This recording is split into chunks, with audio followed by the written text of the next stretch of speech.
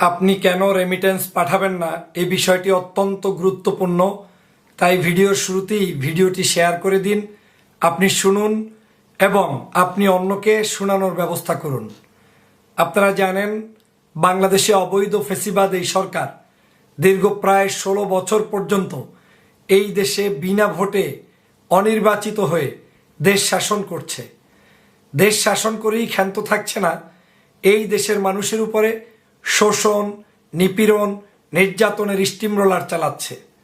আপনি আমি যেই টাকা দিয়ে বাংলাদেশে রেমিটেন্স পাঠাচ্ছি সেই টাকা পয়সাই খরচ করে তারা ক্রয় করছে রাবার বুলেট, গুলি, অস্ত্র, সরঞ্জাম সহ নানাবিধ বিষয়, যেগুলো আপনার বাড়িতে থাকা ভাই বোন, আত্মীয় স্বজন, আপনার পরিচিত বন্ধুবান্ধব, ভিন্ন আদর্শের মানুষ, বিরোধী দলের নেতাকর্মী, তাদের উপরই আবার সেই গুলিগুলো বর্ষণ করছে এই ফ্যাসিবাদী শেখ হাসিনা। আপনি যেই টাকায় বাংলাদেশের অর্থনীতি বিনির্মাণ করছেন সেই টাকায় আপনার বাড়ির মানুষ ইন্টারনেট ব্যবহার করতে পারে না। এখন সেই টাকায় আপনার বাড়ির মানুষ এখন ঠিকমতো কারেন্ট জ্বালাতে পারে না। বিদ্যুৎ সরবরাহ থেকে শুরু করে সব কিছু বন্ধ করে দিয়ে রাতের অন্ধকারে আপনার বাড়ির মা বাবার উপরে তারা হয়তো গুলি বর্ষণ করেছে, নয় কাউকে গুম করেছে, নয় কাউকে খুন করেছে। এমনকি স্বাভাবিক মৃত্যু আপনার আত্মীয় স্বজন যে কেউ যে কোনো সময় হতেই পারে, তার খোঁজ খবরটা পর্যন্ত আপনি বিদেশে বসে জানতে পারছেন না। এক বাক্যে আপনি যদি বলেন যে যা আপনি ইনভেস্ট করছেন সব কিছু আপনার নিজের ক্ষতির জন্য ইনভেস্ট করছেন, সেটা কোনো সময় ভুল হবে না। কারণ আপনি টাকা পাঠাচ্ছেন, সেই টাকার জোরে শেখ হাসিনার এই সরকার আপনার পরিবারকে ক্ষতিগ্রস্ত করছে, আপনাকে ক্ষতিগ্রস্ত করছে, আপনার আদর্শকে ক্ষতিগ্রস্ত করছে। তারা চায় না যে এই বাংলাদেশে আপনার স্বাধীনতা থাকুক। তারা চায় না যে এই বাংলাদেশে আপনি মুক্তভাবে কথা বলুন। তারা চায় না এই বাংলাদেশে আপনি ভালোভাবে রাজনীতি করুন। তারা শুধুমাত্র চায় তাদের পেট ভর্তি হলে, তাদের রাজনীতি চললে, তারা অবৈধভাবে দেশটাকে শাসন করতে পারলে তাতেই তারা শান্ত। আজকের আপনারা জানেন বন্ধুরা আমার, 16 বছরের জুলুম নির্যাতনের বাহিরে গত মাত্র 4-5 দিনে ছাত্রদের যে একটি আন্দোলন হয়েছে, সেই আন্দোলনকে কেন্দ্র করে হেলিকপ্টার থেকে আপনার বাড়ির উপরে, আপনার রাস্তার উপরে, মানুষের মাথার উপরে, শরীরের উপরে গুলিবর্ষণ করেছে। আপনি কি 53 বছর 54 বছরে কোনোদিন শুনেছেন বাংলাদেশে এমন ঘটনা হয়েছে? আপনি কি কখনো শুনেছেন বাংলাদেশের স্বাধীনতার পর থেকে আজ পর্যন্ত ইন্টারনেটের লাইন আসার পর থেকে সমগ্র বাংলাদেশে একযোগে ইন্টারনেট নাই? শুনেছেন? শোনেননি। আপনি কি শুনেছেন কখনো যে আপনি বিদেশে থাকা সত্ত্বেও আপনার মা কিংবা বাবা মারা গিয়েছে, কিন্তু আপনি তার সাথে যোগাযোগ তো দূরের কথা, জানতেই পারলেন না যে আপনার পরিবারের একজন ব্যক্তি নাই?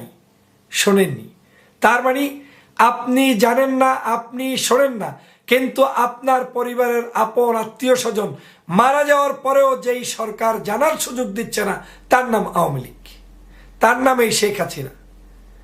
আজকের সেই কারণে বাংলাদেশের প্রত্যেকটি প্রান্তে দাবি উঠেছে, যেই জায়গা থেকে ও শক্তি পাচ্ছে সেটা হচ্ছে অর্থনৈতিক শক্তি। আর এই শক্তিটা সর্বোচ্চ পরিমাণ যারা দিচ্ছে সেটা হচ্ছে এই ফরেন ফাইটার, এই রেমিটেন্স যোদ্ধা। আপনারা যারা বিদেশে আছেন, দেশে বিদেশে বিভিন্ন জায়গায়, বিশেষ করে বিদেশে যারা কাজ করছেন, আপনারা এই বাংলাদেশের অর্থনৈতিক চালিকা শক্তি। এখন তাহলে আপনাকে কি করতে হবে? আপনাকে এই মুহূর্তে সিদ্ধান্ত নিতে হবে, যতদিন পর্যন্ত শেখ হাসিনা রাষ্ট্র ক্ষমতায় থাকবে ততদিন আপনি রেমিটেন্স পাঠাবেন না। বিশেষ করে এই মুহূর্তে কোনো অবস্থায় আপনি বাংলাদেশে 1 পয়সা রেমিটেন্স পাঠাবেন না। এখন এই সিদ্ধান্ত নেওয়া কি আপনার জন্য কঠিন? আমি মনে করি কঠিন নয়। পরিবারের সাথে কথা বলুন, ফোনে সুযোগ পেলে বলে দিবেন যে মনে করো আমি চাকরি পাইনি, মনে করো আমি বিপদে আছি, মনে করো আগামী 4 মাসে আমার বেতন হবে না, এই রকম মনে করে তোমরা বসে থাকো।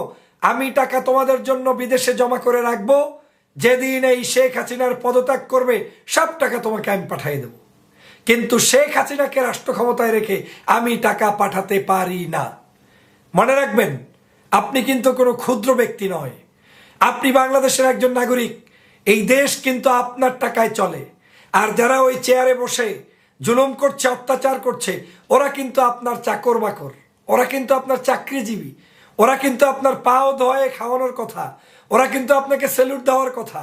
ওরা কিন্তু রাষ্ট্রের টাকায় চলে, আর রাষ্ট্র চলে আমার টাকায়।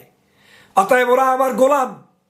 এই গোলাম যখন মালিককে গুলি করে, মালিককে হত্যা করে, তাহলে তখন আর মালিকের চুপ করে বসে থাকা আহাম্মকি ছাড়া আর কিছুই নয়। প্রিয় দেশে বিদেশে আমার অবস্থানরত রেমিট্যান্স যোদ্ধা ভাই ও বোনেরা, আপনাদের কাছে উদাত্ত আহ্বান জানাই, কঠিন এক করুণ পরিস্থিতি চলছে। 10 বছরের শিশু, তার রক্ত ঝরছে আজকে রাস্তায়। শিশু আসছে, একটি আন্দোলন হচ্ছে, আন্দোলন দেখতে। শিশু বলছে আমি ক্লাস 9 পড়ি, আমার কোনো দোষ নেই, আমি মাত্র রাস্তায় এসেছি, আমাকে তোমরা গুলি করো না। ওরা এই শিশুর কথাটাও শোনে নাই, শিশুর বুকে গুলি ছুড়ে দিয়েছে। পত্রিকা বলছে এখন পর্যন্ত শত শত মানুষ মৃত্যুবরণ করেছে। আর আমরা যেহেতু এখন পর্যন্ত ইন্টারনেট পাইনি, সঠিক তথ্য জানতে পারিনি, জনগণ ধারণা করেছে এই ফ্যাসিবাদী সরকার মাত্র 4-5 দিনে হাজার হাজার মানুষকে হত্যা করেছে। লাইট বন্ধ করে, ইন্টারনেট বন্ধ করে, সকল সুযোগ সুবিধা বন্ধ করে, মিডিয়া বন্ধ করে, সব বন্ধ করে। তাহলে সেই দেশের আপনি একজন রেমিট্যান্স যোদ্ধা, আপনি কিভাবে সেই দেশের এই মানুষদের হাতকে শক্তিশালী করতে চান?